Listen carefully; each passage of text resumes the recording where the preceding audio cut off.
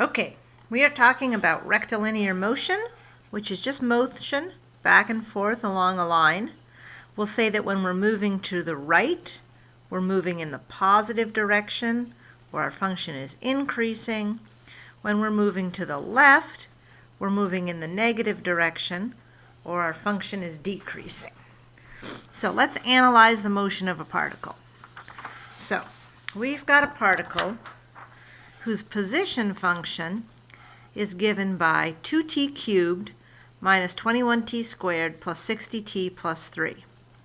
So if we look at this, where does it start? Its initial position at t equals 0, just plug in 0, is 3. So it's starting 3 units to the right of whatever we've designated as our starting point. Now, its velocity, rate of change of position over time, is given by the derivative. So the velocity function is 6t squared minus 42t plus 60. I want to know, well, where's that velocity equal to 0? When it's equal to 0, that's where my particle is stopped. Okay, so I factor, get t equals 2 and t equals 5. So I know that after 2 seconds it stops, after 5 seconds it stops, just for a moment, and then it keeps going. So let's see how it's moving. So I make a number line and put 2 and 5 on there. And I see that if I have numbers bigger than 5, both of these are positive, so it's moving to the right. If I take a number between the two, this is positive, this is negative, so it's moving to the left.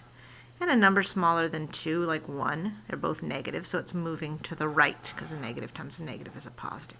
So what do I know now? I know that my particle starts out, it moves right, stops momentarily, moves left, stops momentarily, moves right. And what does that look like?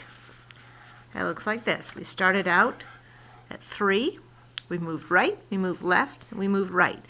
But where is it in these points in time? And how fast is it going? Those are the other questions we want to answer. So we're going to look at the acceleration. So the acceleration is change in velocity. So we need to take the derivative of the velocity, and that's the second derivative of position. We get 12t minus 42. If I set that equal to 0, I get at t equals 7/2, the acceleration is 0. So its velocity isn't changing there. Again, let's make a sign chart. My acceleration is positive, my acceleration is negative. Now remember, this refers to the direction. I'm accelerating in the positive direction, I'm accelerating in the negative direction. If we want to know about speed, about velocity, I need to take and overlap these two sign charts. So let's do that. When I overlap these two sign charts, wherever the signs are the same, that's where my particle's speeding up. And where the signs are opposite, that's where I'm slowing down. So now I can see that between 0 and 2 seconds, I'm slowing down. I had an initial velocity, I'm slowing down. And if we look, what's our initial velocity? If you come up to my velocity function, my initial velocity is 60 whatever units I'm working in. So then from 2 to 7/2 to 3.5 seconds, I speed up. Then I slow down. At t equals 5 seconds, I turn around. And then I start speeding up, speeding up, speeding up. So if we put this all together, what does this look like? Well, here we go. I started at t equals 0, 3 units to the right. Okay, I started with an initial velocity of 60. Then what happened? I slowed down.